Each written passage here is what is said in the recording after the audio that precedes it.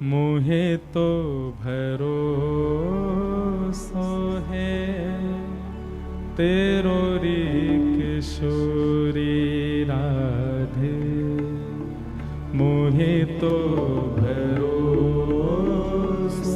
है तेरो री किशोरी राधे, मोहे तो भरोसो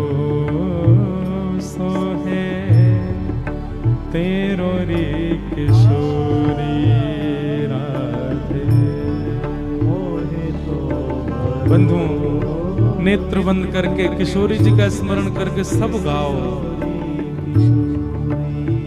हे श्यामाजू, आज ये सत्संग विश्राम हो रहा है, कल से हम फिर से संसार में ग्रसित हो जाएंगे। संसार फिर से हमारे चित्त पर आक्रमण करके आपको और ठाकुर जी को भुलवा देगा। पर हे श्यामाजू, हे किशोरी जी, आप कृपा कर दो, इतनो प्रेम हमारे चित्त में भर दो कि ये संसार के जितने विकार हैं वह जल के समुद्र में, वह जल के सागर में आ ही नहीं पाए, ऊपर ही तैरते रह जाएं। हमारे वह प्रेम के सागर में ये संसार को विषय प्रवेश ही नहीं कर पाए, इतनो प्रेम हमारे चित्त में भर दो। हे श्यामाजू, आप कृपा करो। साधन हीन दीन में राधे, साधन हीन दीन में राधे, साधन हीन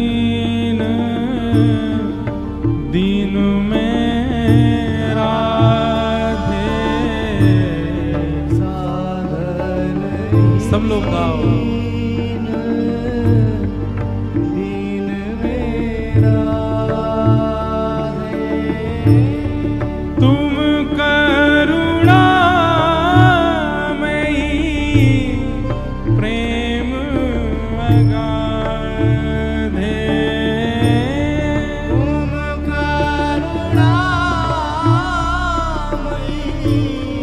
प्रेम अगाधे, तुम करुणामयी प्रेम अगाधे, तुम करुणामयी प्रेम अगाधे,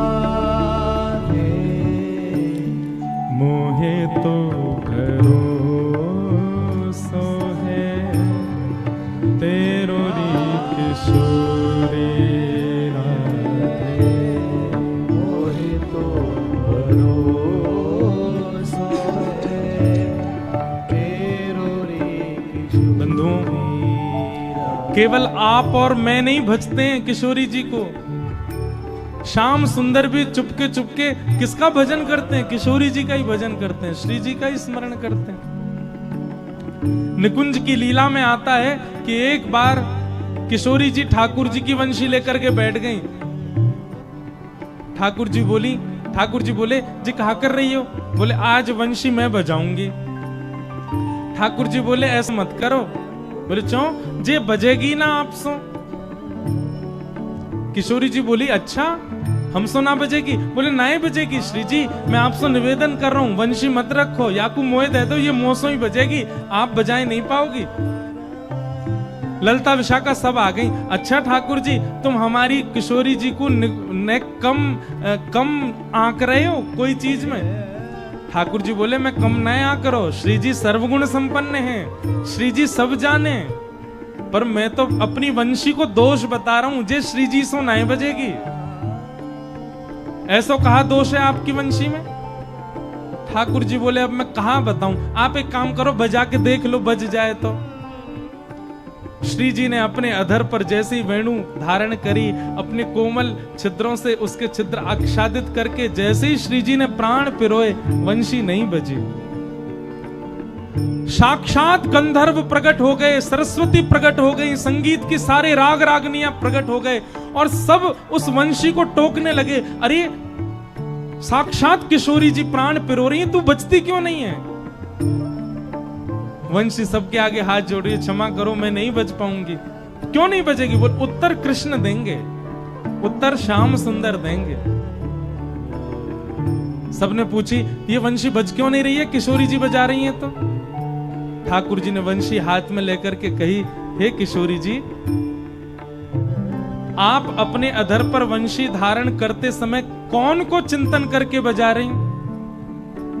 किशोरी जी बोली, ये पूछे वाली बात है, मैं तो कोई भी वाद्य बजाऊं तो आपको चिंतन करके बजाऊं।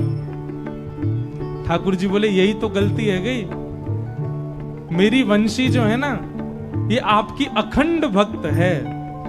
अखंड भक्त को मतलब, अनन्य भक्त को मतलब, आपके अलावा यदि वंशी से कोई और को स्मरण किया जाएगो तो मतलब अपने इष्ट के अलावा अन्य और किसी को स्मरण ना करनो, यही को कह मैं अनन्य भक्ति।